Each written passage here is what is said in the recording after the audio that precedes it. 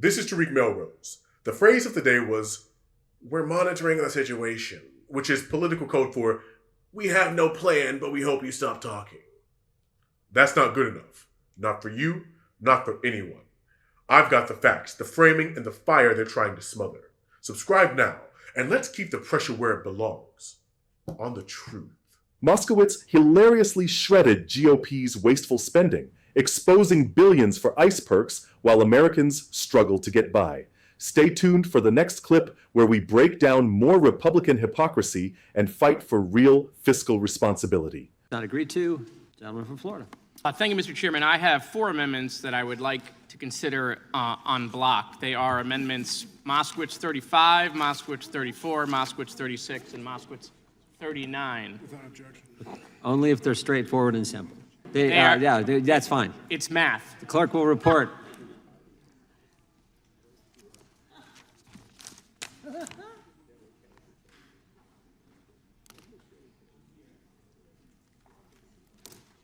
Well, they're cutting school funding, so maybe they can't. Amendment to the amendment in the nature of a substitute to the committee print offered by Mr. Moskowitz of Florida. Without objection, the amendments will be considered en bloc and considered as read, and the gentleman from Florida is recognized to explain his 4 amendments. All right, thank you, Mr. Chairman. All right, Judiciary After Dark. So 100 days into the administration, Mr. Chairman, the golden age. Some are saying, many perhaps, that even William Henry Harrison had a better 100 days. But I want to talk about the economy because that will explain my amendments. Goldman Sachs is now saying the United States will have the lowest economic growth and the highest inflation of any developed country, all related to tariffs. The Dow's down 3,000 points. Consumer sentiment has fallen 32% since Trump took office, the largest decline since the 90s. And then, there's this, Trump in January 29, 2024, after inauguration, says, "This is the Trump stock market." It's his stock market. And then on April 30th, something happened. And he says, "This is Biden's stock market, not Trump's." So anyway. And then today, what he said was even more interesting. He said, and even the next quarter, that will sort of be Biden's also. Kind of telling us that it's going to get worse. So, Mr. Chairman, listen, in the spirit of Doge, I present to you 4 amendments that have over $900 million, some people would say that's $1 billion, okay, of savings to the American people. I decided to Doge your budget. Even though the Doge caucus in Congress is dead, it met twice, I know, I was there. It did nothing, it was never included. Instead, what we got was a executive branch Doge program that fell 80% lower than their goal. They left the E out in Doge. They didn't do anything that was efficient. They've not helped government become more efficient, just the dog part. And so what I did, Mr. Chairman, is I used the exact same metric that Elon Musk used. I just made it up. So let's just go with page 70, okay? On page 70, you want to put $700 million into the IT budget. I propose we make that $600 million. Save the American people $100 million. $600 million for computers, Mr. Chairman, sounds like a lot of money. My next amendment in there is on page 75. You guys want to spend $1.3 billion to hire lawyers. You guys starting a law firm? I mean, didn't Trump get billions of dollars of pro bono work out of all of the law firms? So what I propose, Mr. $1.3 billion, we just spend $1 billion. How about $1 billion on lawyers? That sounds like a lot of money, $1 billion on lawyers. New cars. Homeland needs new cars. So you guys want to spend $250 million on new cars. I propose $125 million. Feel like they could probably get away with $125 million in new cars, not $250. I know cars are more expensive because of the tariffs, but at the end of the day, I feel like $125 million is a lot of money. And then this one's my favorite. I don't know if you know this, but you guys have $858 million, again, almost $1 billion, okay, of money to give out bonuses to people. And so listen, bonuses are great when people do good work, but $858 million sounds like a lot of money. That's like a $40,000 bonus to every employee in all of ICE. So how about $500 million for bonuses, okay? We can do this together. We can show the American people there's like a little bit of waste here, little bit of waste. So you capture, Mr. Chairman, $903 million. We can save $1 billion together, show the American people we're serious. But will the gentleman yield for a question? Of course I will. You raise a profoundly serious point in your inimitable way, Mr. Moskowitz. Well, that is a huge bonus budget. Yeah. What does that work out? If you see what that works out in terms of bonus per ICE employee. $42,000 for every employee in a bonus, in addition to their salary. A $42,000 bonus? Yeah, $42,000. And I, because you and I sometimes are symbiotic, you're probably going to ask me, what is average for the American worker in this country? Do you know what that is? It's $2,500. That's the average Christmas bonus is $2,500? The average Christmas bonus, because Christmas is back, the average Christmas bonus is $2,500, but they want to give $42,000. And what I would suggest in my amendment is instead of $42,000, they get $25,000. That sounds like a lot of money. Well, it seems to me you've probably hit upon the one thing we really could effectuate a compromise on, although I don't know that we're going to be able to talk to them about it, but maybe they'll just vote for it. I mean, listen, if no one there wants to talk, bring in Comer. He'll definitely talk to me. Gentleman's time has expired, and I see the hands coming up. Okay. Gentleman from California, I think, was the first one up. Thank you, Chairman. The silence. I want to talk a little bit more about the silence. I'm going to invite Professor in on this.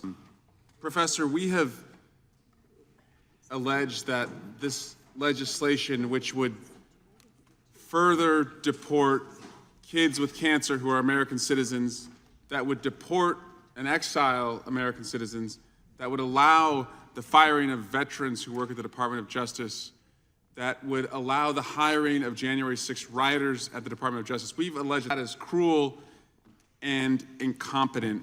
My colleagues across the other side have said nothing. We've given them multiple opportunities to defend it. Now, I do my CLE, my continued legal education, but I'm a little rusty. I've been here for 13 years. You're not rusty. In the law, I remember something called like an adoptive admission.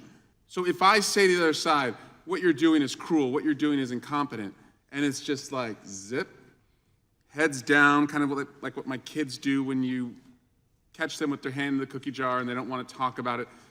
What is an adoptive admission? What does it mean that they're being so silent? And what could you conclude in the law that they've been accused of being cruel and incompetent and deporting kids with cancer who are citizens, and they say nothing? What's an adoptive admission?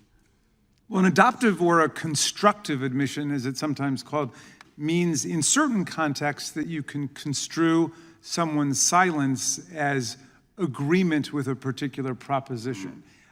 In criminal court, of course, you can't do that. If someone chooses not to testify in criminal court, the privilege against self-incrimination under the Fifth Amendment means that the prosecutors can't get up and say, I'm going to challenge you, though, Professor. Now, say somebody's accused of murdering their wife, and it's not in court, and it's, proceedings have not happened yet, they're a suspect, and you say very publicly to that person, you murdered your wife, and you say it in front of like 10 people, and they just put their head down.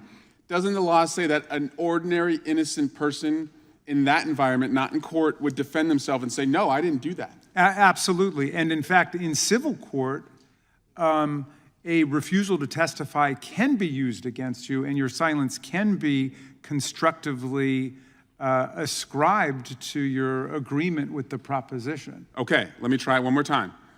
Your bill will deport more kids who are American citizens with cancer.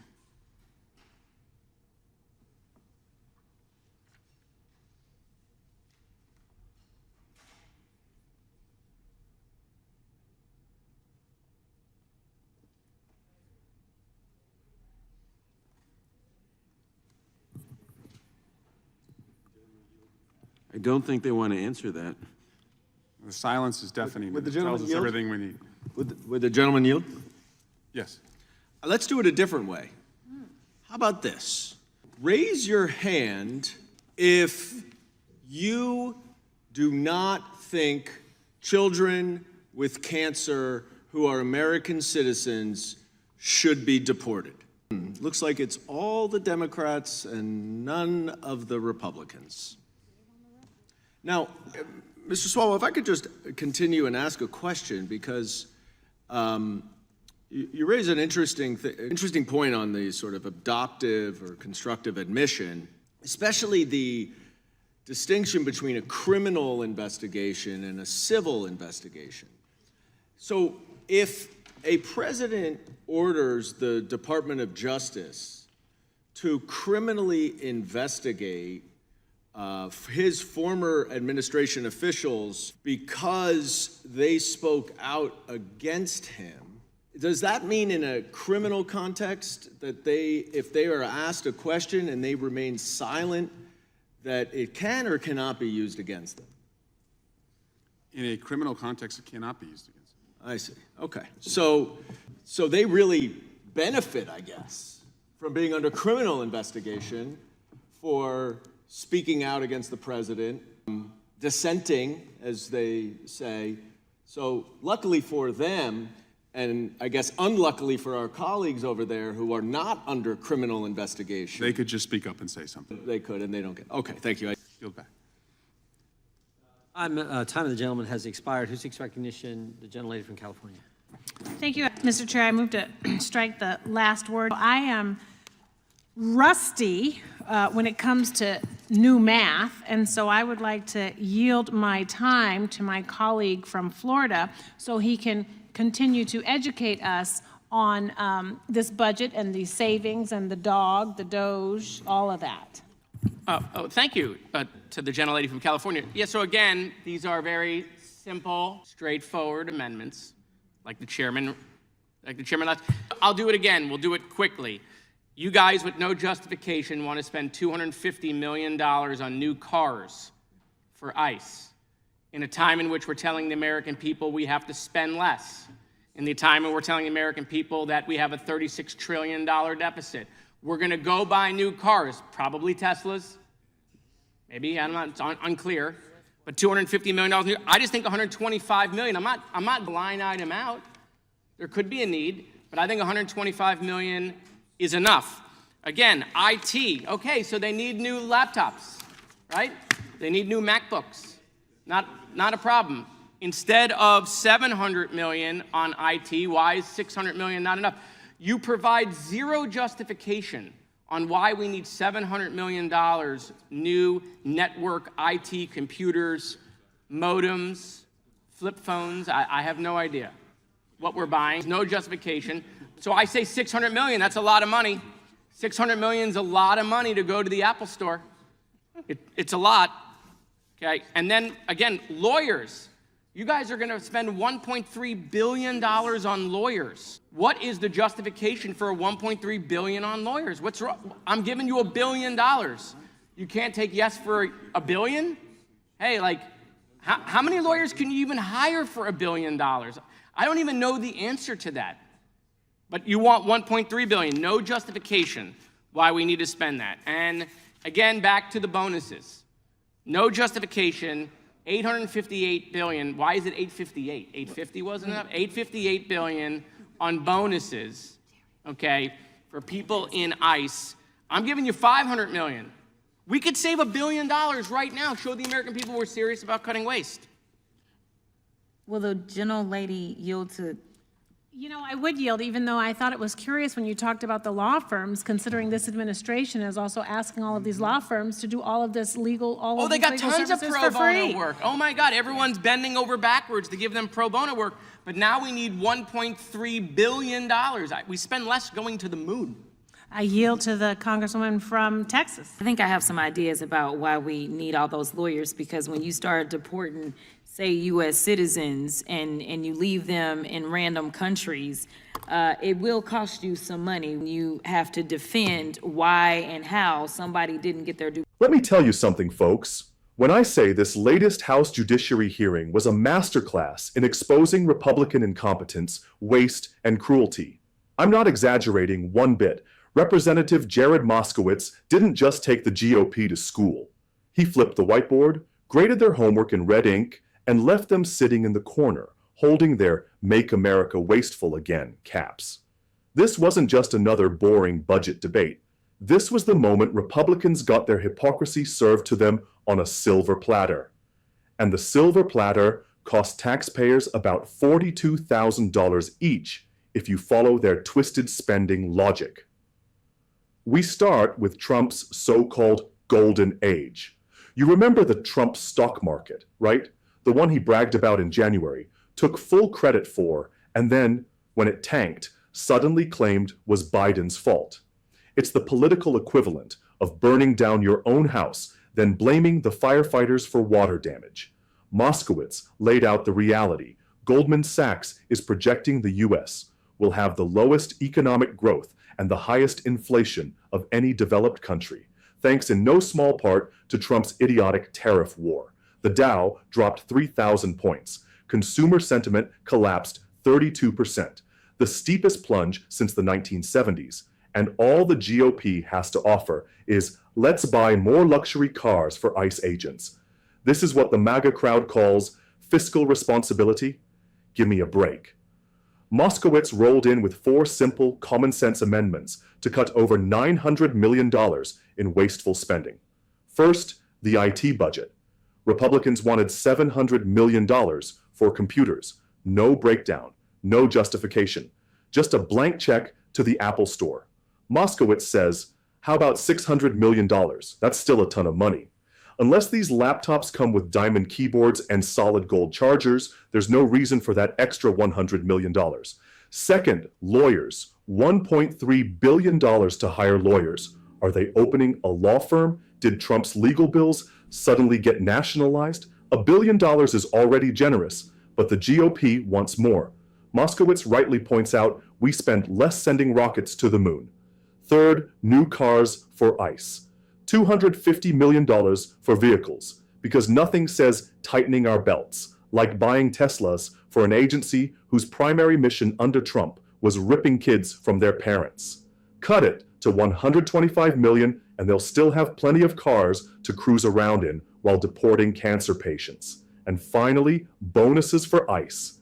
$858 million, almost $1 billion just for bonuses. That's about $42,000 per employee compared to the $2,500 average Christmas bonus for the rest of America. Moskowitz says, how about $25,000 instead? That still beats the national average by tenfold, but Republicans won't hear of it. And here's where the hearing took a dark turn, because when Democrats confronted Republicans with the reality that their bill would deport American citizen children with cancer, the GOP had nothing to say, literally nothing. Not a single Republican raised their hand when asked if they believed American citizen children with cancer should be allowed to stay in the U.S. That silence, that wasn't strategy, that was shame. A legal expert in the hearing explained it perfectly. In civil law, silence in the face of an accusation can be seen as an adoptive admission, meaning your refusal to deny something can be taken as agreement. And make no mistake, in the court of public opinion, the GOP just admitted they're fine deporting sick kids. That's who they are. This is where the MAGA Republican agenda lays itself bare. They'll wrap themselves in the flag, preach about family values, and swear they're the party of life. But when it comes to protecting actual American lives, especially vulnerable children, they go mute. They will fire veterans who work at the DOJ, hire January 6th rioters into government jobs, and deport U.S. citizens with cancer, all while shoveling millions to ICE for perks, lawyers, and shiny new toys. It's not about protecting America. It's about punishing anyone who doesn't fit their vision of it. Moskowitz's amendments weren't radical. They were common sense. But here's the thing about MAGA Republicans. They can't stand when someone shines a light on their waste and hypocrisy. They pretend to be deficit hawks until it comes to military contractors, ICE bonuses, or Trump's golf trips. Then the checkbook is wide open. They can cut school funding without blinking, but try trimming the ICE Christmas bonus from $42,000 to $25,000, and suddenly you're the bad guy. This isn't budgeting. This is a mafia family divvying up the take. And I have to give credit to Moskowitz for the humor here. He talked about doging the budget, a nod to the defunct Doge caucus in Congress, which, like most GOP-led initiatives, met twice, achieved nothing, and disappeared. He even joked about using the Elon Musk metric for budgeting, just making numbers up as you go. That's essentially the Republican fiscal policy. Slap a number on it, call it for freedom, and hope no one notices the math doesn't add up. What's refreshing is how Democrats handled this. They didn't just oppose the waste, they offered alternatives. They didn't just rail against cruelty, they documented it. They forced Republicans to go on record, or in this case, stay silent, about deporting kids with cancer. And here's the truth MAGA doesn't want to hear.